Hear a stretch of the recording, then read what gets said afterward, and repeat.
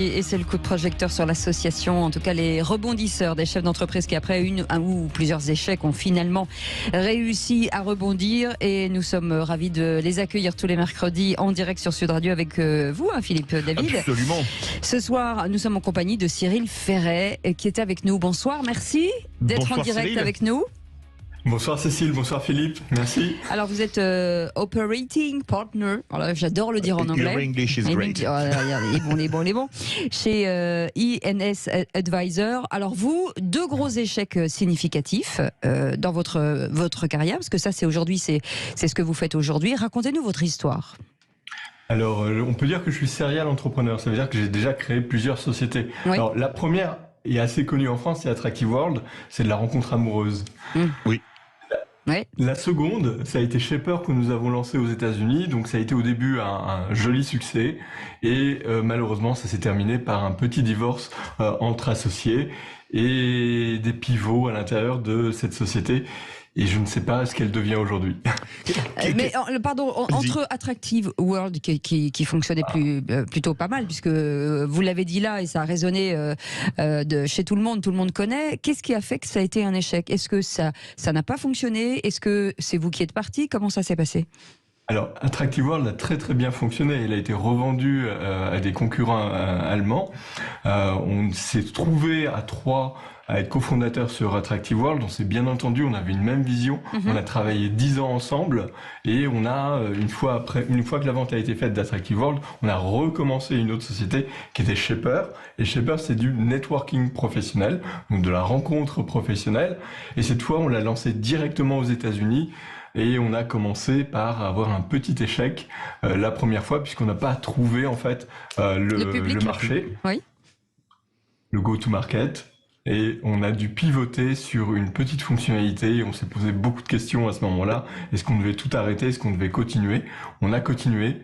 Ça a pris très bien. Mais malheureusement, j'ai quitté cette société pour mésentente avec mes cofondateurs. On n'était plus alignés. On n'avait plus la même vision, plus les mêmes valeurs. Ce qui arrive assez souvent. Oui. Cyril Ferret, justement, quand on rebondit comme ça une troisième fois, on a envie d'investir tout seul ou on se dit, bon, c'est comme un mariage, parfois ça peut se terminer par un divorce, mais on peut avoir un mariage très heureux après, on peut réinvestir avec d'autres associés? Alors oui, en particulier quand un de ses associés, je l'avais déjà avec moi sur Attractive World et sur Shaper, et on a reconstruit BePitch et on s'est de nouveau aussi associé avec une troisième personne. Et avoir trois compétences à la tête d'une société, c'est plutôt conseillé déjà. Des compétences techniques, management, de vision et marketing. Et c'est génial en fait d'être accompagné, d'être à plusieurs et de se trouver et d'avoir la même vision en fait. Est-ce que finalement, entre ces échecs, enfin ces différentes entreprises, vous vous êtes dit, je vais retourner peut-être dans une entreprise en tant que salarié pour me remettre enfin en tout cas dans le rythme. Est-ce que on perd confiance? Qu'est-ce qui se passe finalement entre ces moments-là? Parce que c'est des moments qui sont difficiles quand même. Une mésentente avec des associés quand on a créé quelque chose qui est notre bébé commun, c'est difficile. Alors oui, c'est difficile. J'ai parlé de divorce, c'est réellement ça. C'est-à-dire qu'on ne s'aime plus, voire on peut se détester pendant un petit moment. Mais ça, c'est spécifique, ça peut arriver. Et j'ai pas ressenti l'effet qui était de dire je vais arrêter, je vais me réfugier entre guillemets sur un salariat.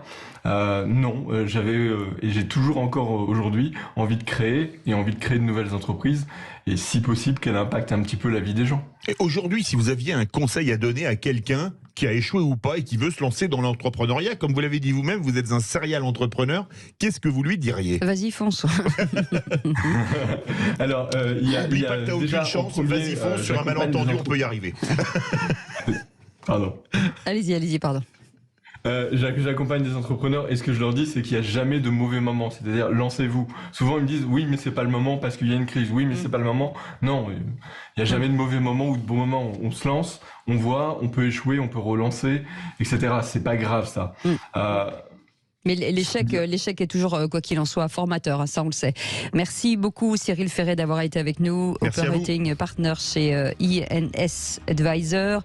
Merci de ce témoignage qui à chaque fois nous fait chaud au cœur parce qu'on se dit que oui, pourquoi pas nous finalement.